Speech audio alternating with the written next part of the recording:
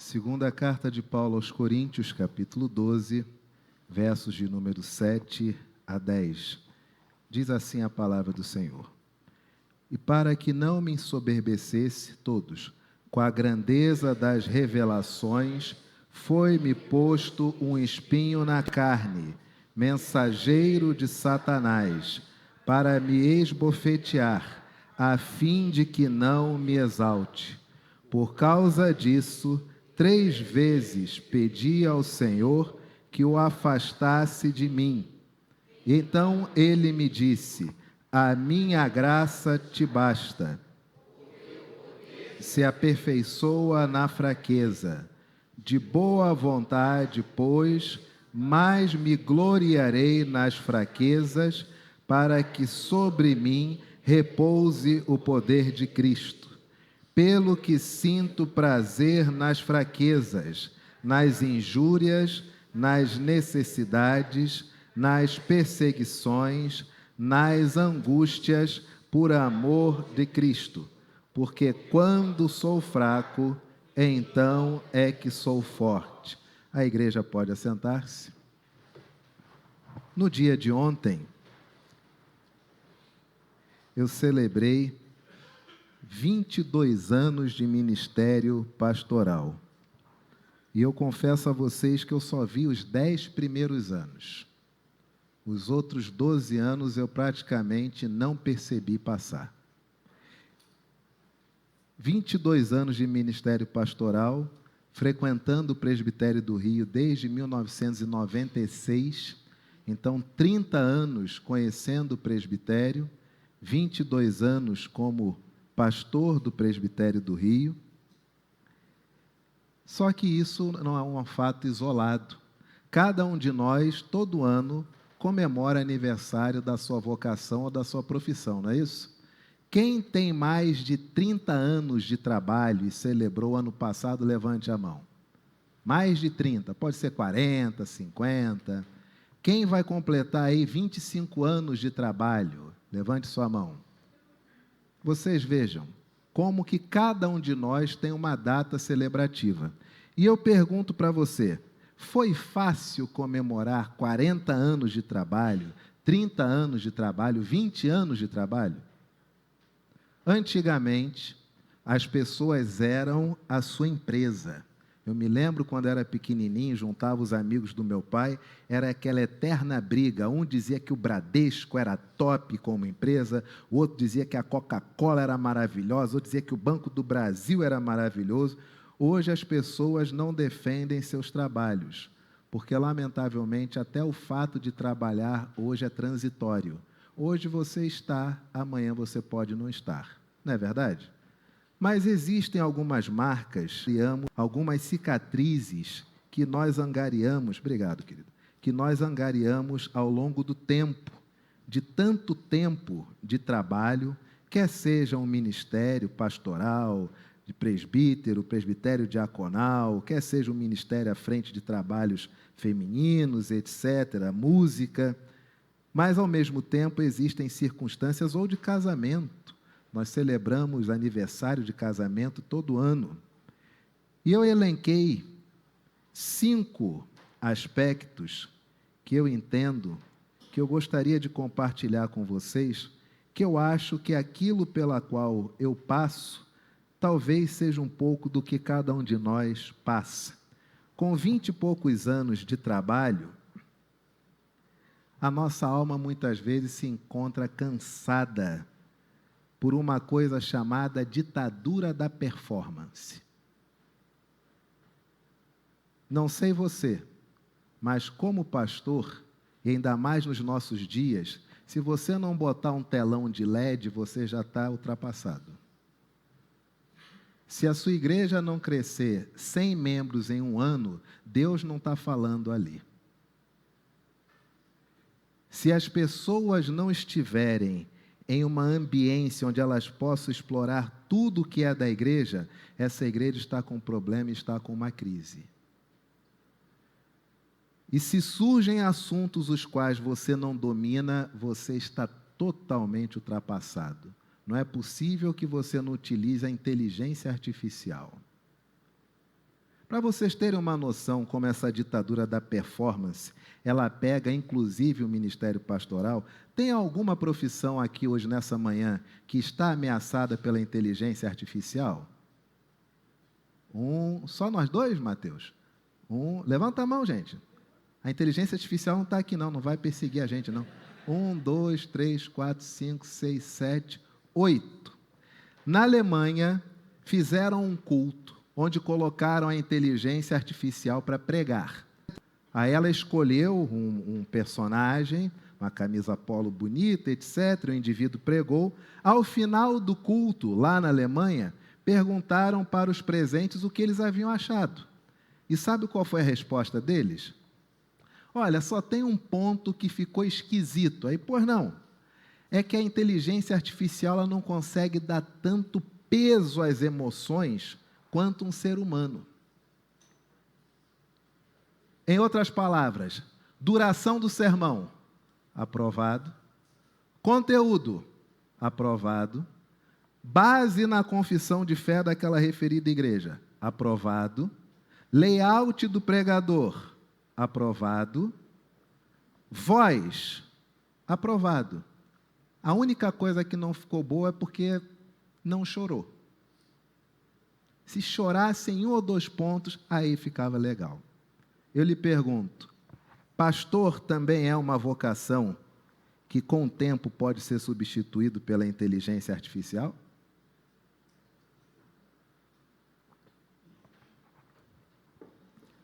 Se você está em dúvida, eu lhe digo, sim. Acabaram de fazer isso na Alemanha.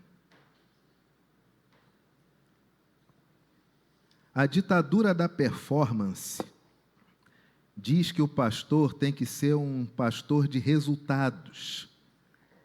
E, ao mesmo tempo, eu e você, que somos também cobrados por performance nos nossos locais de trabalho, quer você trabalhe numa loja, num escritório, numa farmácia, num banco, num posto, nós vivemos a exaustão de quem tem que viver com um bom currículo e manter uma aparência social.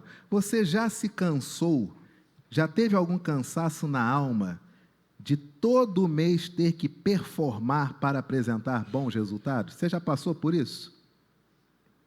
Nunca passaram? Nenhum chefe botou essa cobrança sobre... Vocês estão quietinhos por quê? Está falando sobre trabalho. O patrão de vocês está aqui? Acho que não, né? Os aposentados não estão quietinhos por quê? Já está até aposentado. Direito é vitalício, ninguém vai tirar, não. Você já passou por uma experiência onde todo mês você tinha que performar na apresentação de excelentes resultados? E quando isso não acontece, como é que nós ficamos?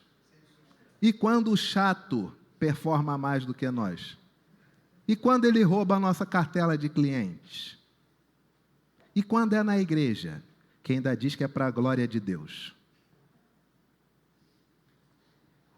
A palavra do Senhor nos diz, se você se encontra cansado na sua alma por essa ditadura da performance, se você não apresentar, não digo resultados, mas resultados que sejam maiores do que todos, em detrimento do tempo que vivemos. Diga-se de passagem, na reunião da UPH que tivemos na semana passada, falando sobre o tema simplicidade, nosso irmão deu até um testemunho da quantidade de pão que se diminuiu em termos de compra e venda, mas os dia nem pão as pessoas estão comprando como antigamente, mas os resultados você tem que apresentar como era há 20, 30, 40 anos atrás. Não é verdade? Assim diz a palavra do Senhor. Você está cansado? Que nem eu? Com certeza você está menos cansado do que eu. Estou para lá de Marrakech. Mateus 11, 28, 29. Vinde a mim, todos os que estáis cansados e sobrecarregados, e eu vos... Tomai sobre vós o meu jugo e aprendei de mim. Por quê? Porque sou manso e humilde de coração, e achareis solução para a vossa alma, não é isso? E achareis o quê? Descanso para a vossa alma. Confissão de Fé, capítulo 16, parte 3. A sua capacidade para fazer boas obras não vem de si mesmos, mas inteiramente do Espírito de Cristo, para que não se tornem negligentes, pensando que não têm obrigação de cumprir qualquer dever, senão mediante o impulso especial. O descanso, queridos, ele vem quando nós entendemos que a eficácia não é nossa, mas é do Espírito Santo do Senhor. Eu me lembro quando eu estava trabalhando na igreja presbiteriana de Itaipu, e eu vou dar esse exemplo aqui, e você se espelhe com algum exemplo da sua vida, que com certeza você tem. A igreja entrou em obras, nós tínhamos um caixa de 40 mil, as obras vieram, ficamos com um caixa de 8 mil reais. Conseguimos um local onde ela está até hoje, um local que tinha tudo para ser muito mais do que ele é aproveitado ainda hoje, mas nós conseguimos esse local, um aluguel lá embaixo, mas tinha que reformar para virar igreja. Nós gastamos muito nessas reformas, e aí vem o quê? A crítica. Ministério de pastor é transitório, ele vai embora final do ano e deixa o caixa lá embaixo, isso é justo?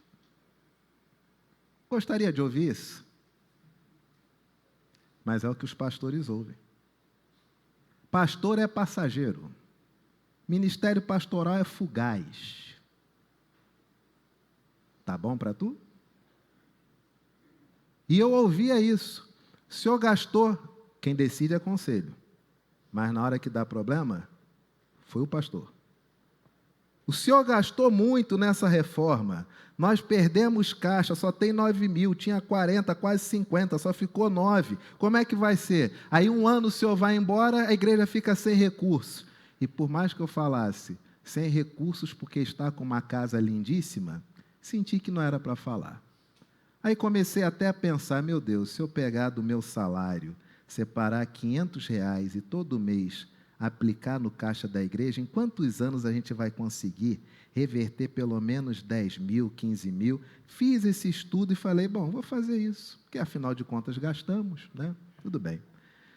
De repente, chega na congregação um indivíduo que eu procurava por décadas, eu nunca mais havia visto, meu colega de UPA na Igreja do Rio. Quando ele subiu as escadas que eu olhei, no meio do estudo bíblico, eu falei, fulano, ele, Anderson, o que você está fazendo aqui? Não, eu moro por aqui e vim aqui, não sabia que você trabalhava aqui. Ô, meu irmão, que saudade, mais de 20 anos procurando, como é que você está, etc e tal. Relembrei da mãe dele, conversa vai, conversa vem. Aí a mãe diz, pastor, estou com uma causa na justiça, vamos orar? Falei, claro, minha irmã. E oramos, e vida que segue. Quando chega no mês de novembro, eu recebo a informação de que em janeiro eu iria trabalhar na igreja sede, a minha igreja de origem, a Catedral Presbiteriana. Falei, bom, vai se cumprir o que eles falaram. Gastou aos tubos, quem gasta é o conselho, mas na hora H a culpa é do pastor. Gastou aos tubos, vai-se embora, vai deixar esse rombo. O que eu faço? Vamos orar. E eu lembro que eu orei e um belo dia eu descansei. Falei, quer saber de uma coisa? Deixa Deus agir, não tem nada que eu possa fazer, não tem dinheiro.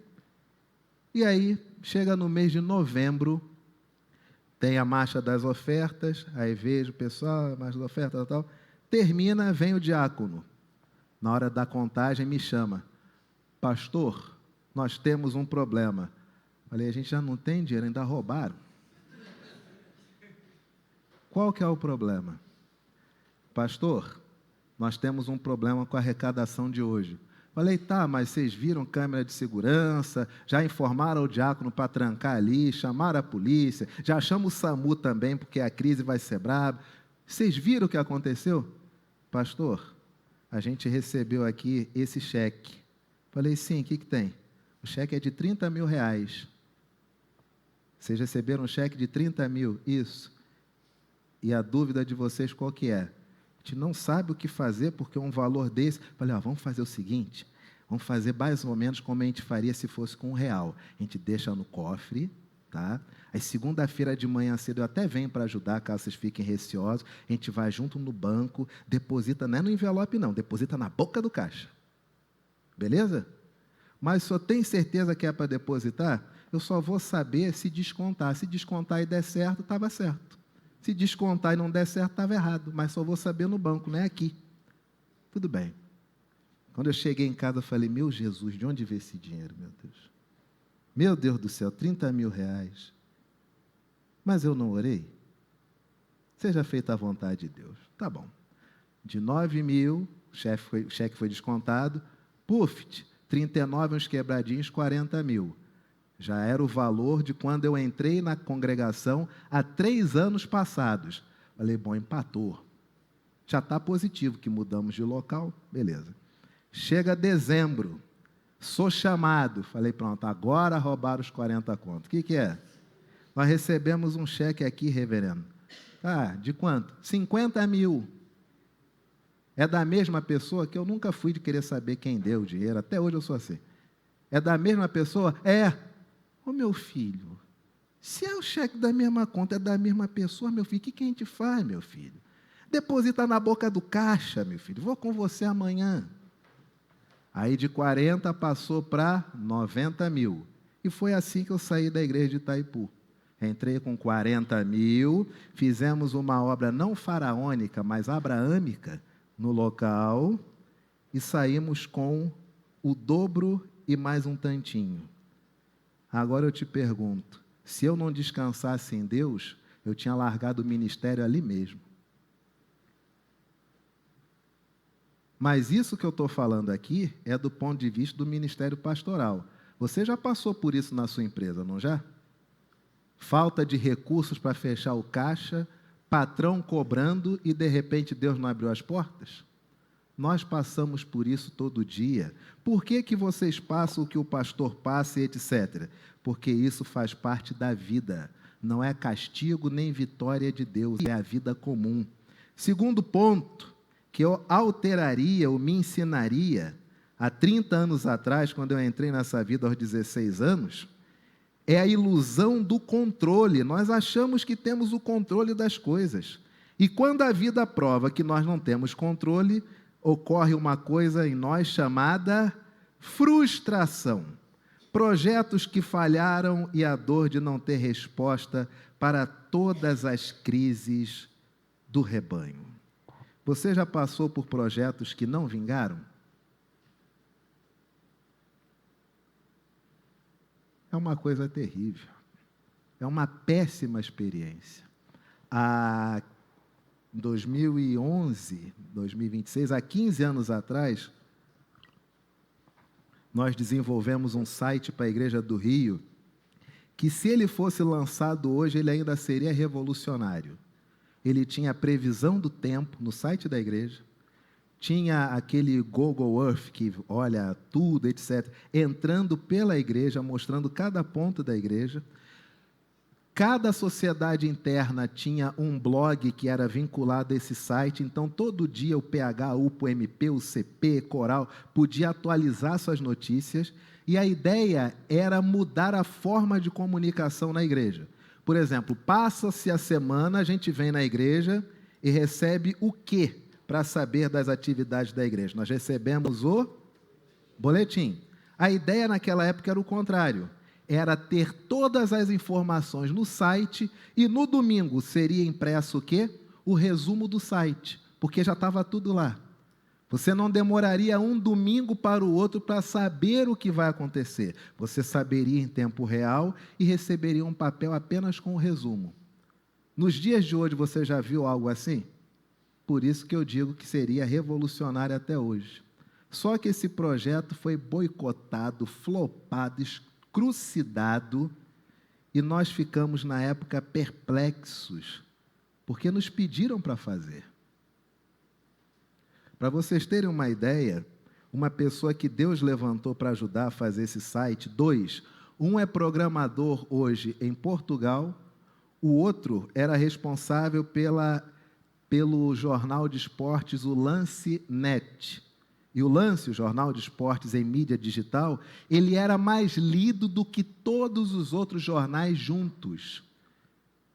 Mas o dono do Lance não ouviu as sugestões desse rapaz. E quando o Lance afunda e o dono tem que vender, Sabe qual foi a única parte do jornal que ele conseguiu vender, que lhe deixou um bom dinheiro? A parte digital. Esse profissional do lance era o cara que se dedicou a fazer sem ônus esse site da Igreja do Rio. Mas não deu certo. E aquilo deu uma frustração a ele, deu uma frustração a mim. Aquele grupo permaneceu amigo, mas em termos de trabalho, agora que a gente deve retomar com novas coisas, pensando na Igreja da Tijuca. Mas nós passamos pela experiência, plano de ter nossos projetos engavetados, excluídos, planos familiares. Você já teve planos para a sua família que foram interrompidos. E aí vem a palavra do Senhor. O coração do homem pode fazer planos, mas a resposta certa vem do Deus, o grande Criador de todas as coisas, sustenta, dirige, dispõe e governa todas as criaturas, ações e coisas, desde a maior até a menor, pela sua sábia e santa providência. Confissão de Fé, capítulo 5, a linha 1. Nós devemos, queridos, superar a nossa frustração, sabe por quê? Quem está no controle é Deus. Muitas coisas já te deixaram frustrado. E anos depois você percebeu que foi a melhor coisa que aconteceu, não é verdade? Só você lembrar de um monte de ex-namorado, ex-namorada aí, que você vai ver quantos livramentos você teve na vida, não é verdade? Haja livramento, o pessoal ri e tudo. Ó. Mas e na hora que terminou, você dava essa risada? Chorava, amor da minha vida, não vou viver sem você, está aí 40 anos vivo, feliz, indo no Maracanã. Frustrações não podem ser maiores do que o controle na providência divina. Terceiro nível que nos afeta como pessoas quando comemoramos datas significativas de trabalho ou de vocações, nós somos tentados a usar a máscara da perfeição, a perseguição que nós sofremos para ser um pilar inabalável. Isso aqui eu larguei faz tempo. Me espanta ver ainda hoje pastores que tratam as coisas como se eles não tivessem problemas. Pastores de nome, pastores benquistos, que você não ouve falar dos filhos porque são bancados para ficar no exterior, porque se viverem no Brasil...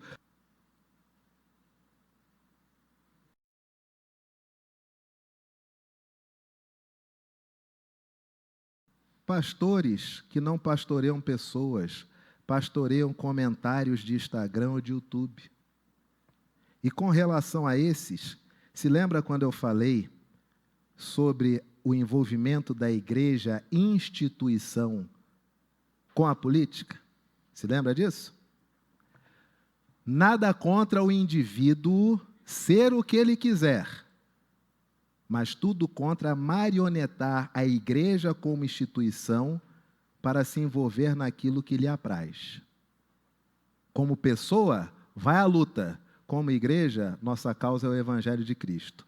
A primeira consulta que eu pedi a serem feitas para esses pastores de Instagram e de YouTube, cujas contas, por mais que eles preguem em igrejas, o sermão fica baseado na conta dele pessoal no YouTube, o valor que o YouTube paga em dólar não vai para o ministério que o representa, que o abençoa, mas vai para a conta dele como pessoa física. A primeira pergunta foi: em qual carta de Paulo, considerando, anote essa pergunta e faça para ele lá no YouTube ou no Instagram, qual carta de Paulo, considerando que todas as cidades que Paulo escreve eram de Roma, romanas, eram colônias de Roma e bases militares de Roma, e ali você tinha militares da ativa e da reserva, fazendo parte dessas comunidades, qual foi a palavra de Paulo para a igreja instituição que colocou a igreja em rota de colisão com qualquer decreto dado pelo imperador romano? Essa é a primeira pergunta. Já que quer provar que a igreja tem que se envolver com isso, deixa a Bíblia falar. Tem a segunda pergunta. Esquece Paulo. Afinal de contas, ele era cidadão romano, não é isso? Esquece Paulo. Vamos pegar Pedro, judeu raiz. Qual o texto de Pedro, onde ele, na condição de judeu raiz, escreve para a igreja de forma contundente para que ela se rebele contra qualquer circunstância oriunda do Império Romano? Pedro falando à igreja. Ou ele como pessoa? Pergunte para os doutores no YouTube ou no Instagram, que fazem de suas igrejas curral eleitoral, que dizem que dão liberdade para os membros, mas anteontem saiu de uma notícia que qualquer pessoa da igreja desse referido pastor, se entrar em um partido político que não estiver alinhado com a liderança da igreja, vai ser excluída do rol. Envolve a igreja na política, e seja você o bastião, o moral da balança, achando que essas coisas não entram. É só no caso deles. Mas agora vem a terceira pergunta, para você perguntar para esses doutores de teologia no YouTube, para esses que dão curso à distância com lastro, para os pastores que vivem pegando temas na internet e pastoreando comentários de Instagram e de YouTube, cujas contas são monetizadas na conta pessoal deles. Uma terceira pergunta. Paulo era cidadão romano, não é isso? Vamos esquecer Paulo? Afinal de contas, ele é gente? Esquece ele. Pedro era judeu, não é isso? Mas vamos esquecer Pedro também, tadinho. Ele sob julgo de Roma, se ele fala alguma coisa, ele podia ser morto, não é verdade? Embora, claro, eles nunca tiveram medo da morte. Mas vamos esquecer Pedro? Esquece Pedro. Vamos fazer o seguinte, vamos ficar com quem não pode morrer? Vamos pegar o anjo que fala às 7 igrejas do Apocalipse. Igrejas estas que, com exceção de uma, nenhuma tem a ver com o que Paulo pastoreou ou plantou. Vamos pegar essas igrejas. Quem fala a essas igrejas é um anjo. Ele tem medo do Estado? Não, né? Perfeito. Você consegue achar qualquer palavra do anjo as igrejas às quais ele escreve e fala no Apocalipse, que se constituam numa quebra institucional da igreja com o poder político vigente à época? É porque cansa, gente. Cansa você ficar 30 anos em um presbitério, cansa você ser aspirante, cansa você estudar no Seminário Presbiteriano do Sul em Campinas, cansa você passar a vida toda lendo, e você ter que parar de fazer as coisas naturais de quem tem um umbigo colado na mesa e na igreja local para ficar respondendo comentarista, pastor comentarista de YouTube. Quando, na verdade, os sermões que são denunciados no Facebook, são cortados, pasmem, são os meus. O que tem nos sermões da Igreja da Tijuca que não agrada o YouTube e o Facebook? Será que é porque a gente enfatiza que o próximo deve ser amado? É isso que o mundo não quer.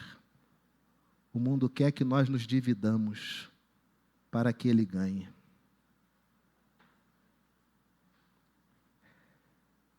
Ache, nas palavras do anjo às igrejas do Apocalipse, qualquer texto onde ele diga que institucionalmente a igreja deva se envolver com os assuntos do Estado. Aliás, não ache, desculpe, pergunte para esses medalhões da internet. E se eles responderem, por favor, me encaminhe a resposta, que eu tenho mais 5 perguntas para fazer. Mas para nós, são só essas 3. Como pessoa, seja o que você quiser, mas não queira arrastar o corpo de Cristo para as suas sendas pessoais, porque não faz parte. Nós temos uma dificuldade, vivermos o espectro da perfeição. Nós temos que o tempo todo demonstrar sermos perfeitos Em casa, você tem que demonstrar ser perfeito. No trabalho, tem que demonstrar ser perfeito. Pasmem, tem igreja onde você tem que demonstrar que você nem peca, você é um arcanjo. Aí vem a carta de Tiago. Confessai, pois, os vossos pecados uns aos outros e orai uns pelos outros para serdes o quê? Para serdes, muito pode, por sua eficácia, a súplica do... Toda pessoa que você vir, dentro desse contexto evangelical, que você achar que é perfeito, a culpa não é dessa pessoa, ela não está dizendo que é. Mas nós que imputamos a ela as perfeições. Isso é errado. Todos nós somos o quê? Somos pecadores, todos nós somos humanos. Como assim? Você confere a alguém o título de superioridade? Como você entra numa conversa com alguém por baixo? Respeito é uma coisa. Submissão por achar que o outro é perfeito? Jamais.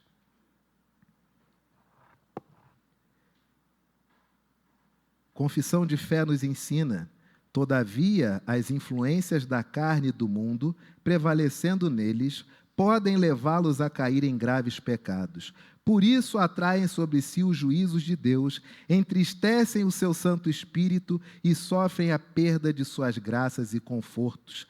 A nossa confissão de fé de Westminster admite que até os eleitos podem fraquejar.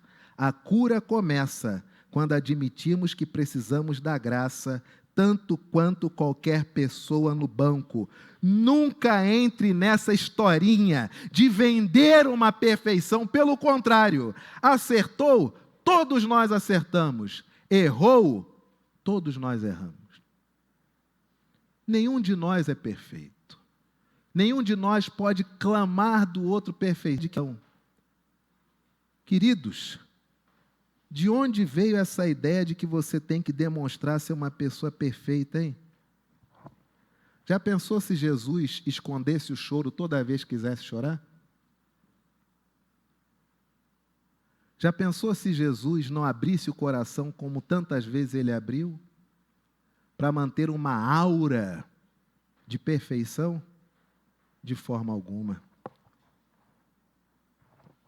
Quarto ponto que o ministério pastoral se aproxima da nossa vida normal. A luta contra a ingratidão e a dureza de coração. Pergunto para você nessa manhã, você já ajudou um colega do trabalho além do que o trabalho te pedia? Pode levantar a mão bem alta, isso. E essa pessoa lhe pagou com ingratidão? Não? Coisa boa. Quem aqui nunca foi pago com ingratidão no local de trabalho? O pessoal está dividido. Vocês não estão no trabalho. Vai ficar tranquilo. De boas. A câmera está até para mim, ó. Ninguém sabe quem está do lado daí. O risco de se tornar cínico após décadas de trabalho lidando com traições e abandonos, cansaço de quem se doa no trabalho ou na família e recebe o que em troca? Desprezo. Como a gente passa por isso? Como a gente passa por isso? Uma coisa que até falei com... Cadê o Selmo? Está aí? Oi, Selmo. Era o que eu ia te mandar por zap, ia te mandar por áudio, mas vou aproveitar para falar aqui na igreja toda. Infelizmente, como vocês sabem, cada dia aumenta o número de suicídios por parte de pastores. Esses dados não são trazidos a público para não se tornarem um gatilho que possa estimular outros a tomar essa atitude. Mas, fato é, lamentavelmente, mais e mais pastores tiram a própria vida ao longo do tempo. E muitos se perguntam, mas se é um homem de Deus, se tem o Espírito Santo, se lê a Bíblia e Deus fala, por que ele vai tirar a própria vida? Não é uma dúvida que nós temos? Lembrando que isso que o pastor faz é o que todos nós fazemos, né? A gente lê a Bíblia, Deus fala, mas sobre o pastor repousa essa responsabilidade de ser um exemplo de vida, de conduta para as pessoas. E eu tenho a minha teoria sobre coisas que contribuem para essa decisão terrível. O que é mais importante, o tesouro, a riqueza do ministério pastoral, o que é inegociável, é uma coisa que eu já falei para vocês. Vocês lembram o que é? Começa com S e termina com egredo de confissão. Segredo de confissão. O que é isso? O que é dito em gabinete para o pastor não morre no gabinete, morre no coração do pastor. Isso é o maior tesouro, isso é o que confere a maior autoridade a um pastor. É isso. O sermão pode ser mais ou menos, na internet tem melhores. Visita, ele até tenta, mas se você fala com ele algo e ele te aconselha, e aquilo que você falou é tão oriundo das profundezas da alma, e você percebe que ali morreu com ele, você volta. Porque todos nós queremos alguém que seja confiável. E segredo de confissão é algo que não se vende. Sabe o que acontece que faz pastores tirarem a própria vida? Vou dar um exemplo.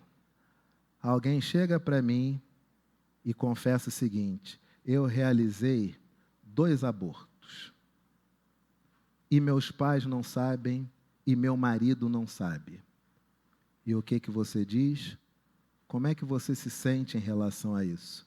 Me sinto mal, me sinto terrível, não consigo dormir, penso que cometi um assassinato, hoje não faria, mas a criança não era do meu marido, por isso tomei essa atitude. E você conversa com a pessoa e ora com ela. Passado um tempo, aquela pessoa, sabe-se lá por que cargas d'água, começa a dizer que você, pastor, você, que nesse momento é pastor junto comigo, você é a favor do aborto.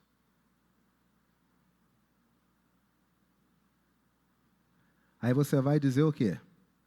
Que não é verdade? Mas você tem como provar que ela está mentindo porque quem é a favor do aborto é ela? Tem? Por que não? Segredo de? Por isso que pastor se mata. Porque é tanta gente confessando o pecado e fazendo pior e falando mal dele, ele não pode se defender, que ele vai para o tombo. De ensinar. Alguns pastores, graças a Deus, têm sido ensinados uma teoria muito simples, a da reciprocidade. O que é isso? Essa aqui é a Igreja Presbiteriana da Tijuca. Para mim, que sou pastor, para o Gilmar, para a Thelma, para o Zé Carlos, até para o Zé Pedreiro, isso, não obstante ser corpo de Cristo, também para nós é um local de trabalho. Se a pessoa se sente à vontade de entrar no seu local de trabalho e falar mal de você, se você for tratar com reciprocidade, você pode entrar no local de trabalho dela e falar mal dela, não é isso? Hoje no Google você tem as avaliações negativas. Hoje você pode ficar sentado no estabelecimento comercial o dia todo e observar funcionários, ouvir as interações. E o que é pior, se você não tratar com essa reciprocidade como quem te arrebenta dentro da igreja, o que é pior, pastores são expostos. E sabe o que acontece? Quantas vezes eu não recebi mensagens de funcionários ou ex-funcionários que descobriram que seus patrões ou ex-patrões eram membros da igreja e fizeram uma listinha de um monte de coisa errada, somente para queimar o filme da pessoa. E sabe o que a gente faz com isso? Deleta e joga fora. Por quê? Segredo de confissão. Por que, pastor? Eles se matam por diversos motivos. Mas eu digo para você, o principal é você ver um monte de gente fazendo um monte de besteira, mas você não pode falar que aquele indivíduo que lhe acusa faz 1000 vezes pior, ainda que seus funcionários documentem em mídia. O que esse pastor faz? Ele vive a cultura da performance, a cultura da invulnerabilidade, a cultura de que seus planos têm que ser perfeitos. Ele é arrebentado socialmente e não pode defender-se, é azucrinado no seu local de trabalho e não tem voz. Qual a decisão que ele toma? Você já sabe. Se todos os pastores tratassem os locais de trabalho do povo de Deus como o povo de Deus trata o local de trabalho do pastor. E é bíblico, né? Tratai os homens como você quer que os homens vos... Se você entende que fez muito por pessoas, mas elas são ou foram ingrata, assim diz a palavra do Senhor para nós: tudo quanto fizerdes, isso vale para a família, para o local de trabalho, para você que está sofrendo hoje uma ingratidão na tua casa, tudo quanto fizerdes, fazei-o de todo o coração, como para o Senhor e não para os homens, cientes de que recebereis do Senhor a recompensa da herança. A Cristo o Senhor é que estais servindo. Quando nós recebemos uma criancinha aqui na frente, nós o fazemos por média aos pais? Fazemos porque é como se estivéssemos recebendo o Senhor. Deixai vir a mim as criancinhas, não as embaraceis. Lamentavelmente, tem igreja que a criança nem entra no santuário. Vai direto passar a escola dominical, sai da escola dominical, some, depois volta, já acabou o culto. A palavra do Senhor manifesta em Colossenses 3, 23, 24. Confissão de Fé de Westminster, capítulo 16, a linha 2. Essas boas obras, feitas em obediência aos mandamentos de Deus, são os frutos e evidências de uma fé viva e verdadeira, pois elas, os crentes, manifestam a sua gratidão, robustecem a sua confiança. As obras são para a gratidão a Deus, não para obter gratidão dos homens. Isso protege o coração do pastor e da ovelha contra o cinismo. Tudo o que você fizer, meu irmão e minha irmã, não faça querendo retorno nessa vida, não virá.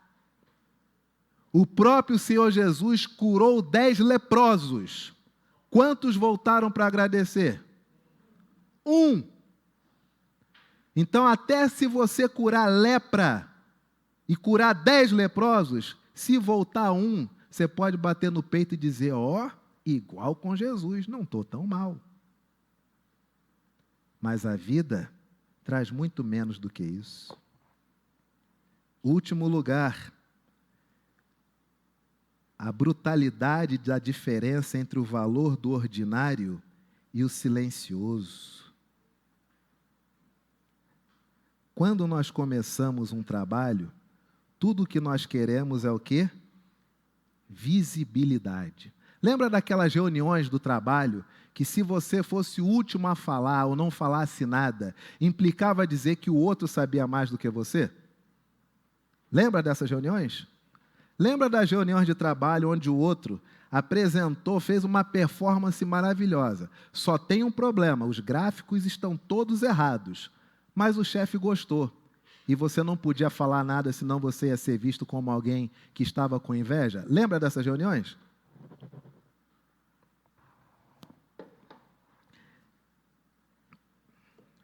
Com 24 anos de idade, no ministério pastoral, eu prezava muito pela ação. Temos que fazer, vamos fazer. Hoje, eu prezo muito pelo silêncio. Hoje eu prezo muito quando o Maurício quer dar um testemunho, todo feliz, querendo falar no domingo. Não, tomar um café lá na igreja, conversar um pouquinho.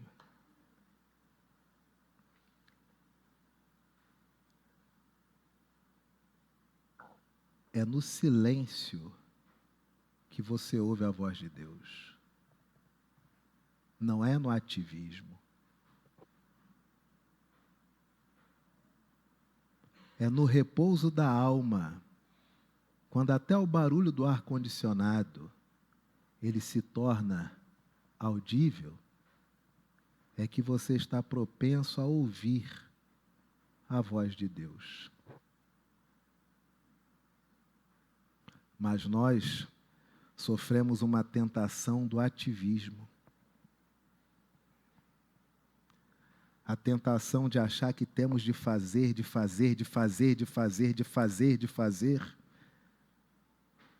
Nós devemos aprender a ver a mão de Deus na rotina, não apenas nos grandes milagres. Primeira carta de Paulo aos Tessalonicenses, capítulo 4, verso 11, para nós encerrarmos. E a diligenciardes por viver tranquilamente, cuidar do que é vosso e trabalhar com as próprias mãos, como vos ordenamos. O dia do Senhor é então santificado, quando os homens não somente observam o santo descanso durante todo o dia de suas próprias obras, palavras e pensamentos. Confissão de Fé, capítulo 21, a linha 8. Deus se agrada do descanso e do trabalho fiel.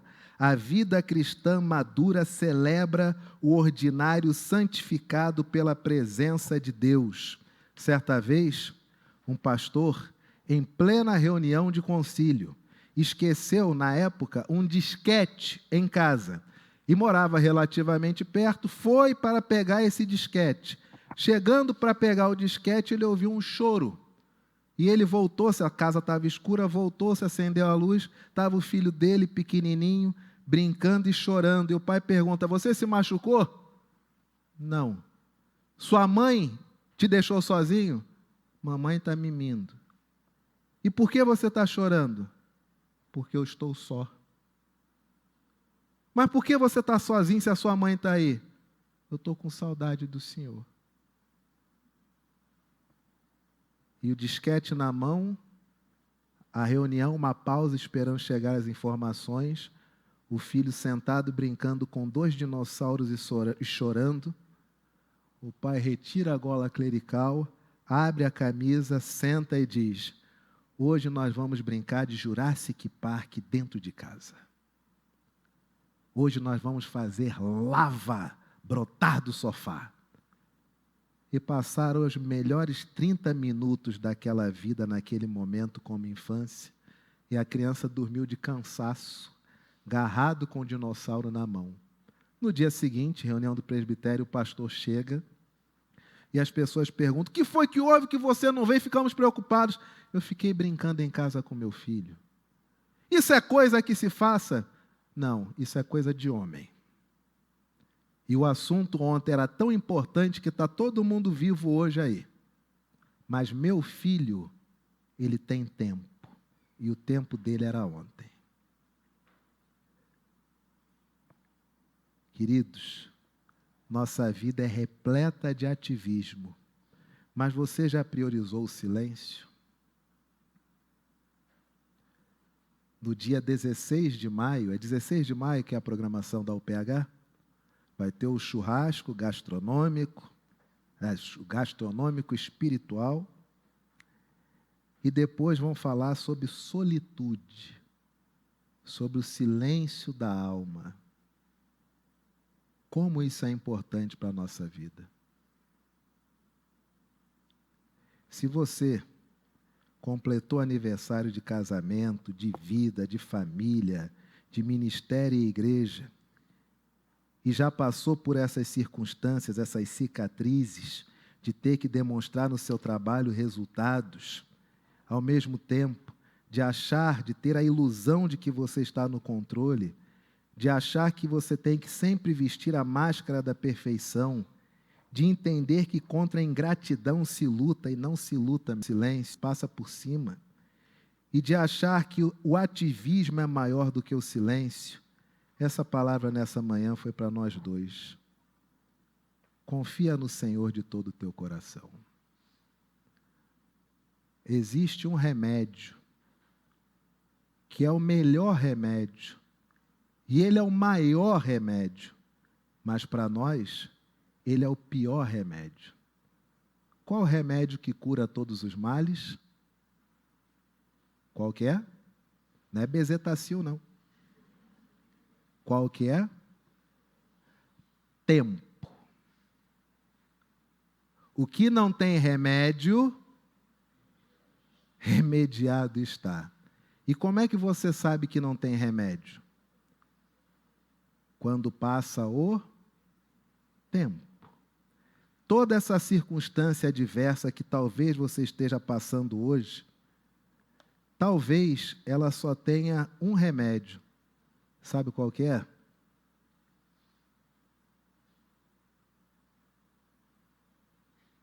Esse. Tempo. Isso vai passar. Pode demorar, mas o tempo, ele é implacável. Coloquemo-nos de pé. Curve a sua cabeça, feche os seus olhos. Falemos com o Senhor em oração silenciosa.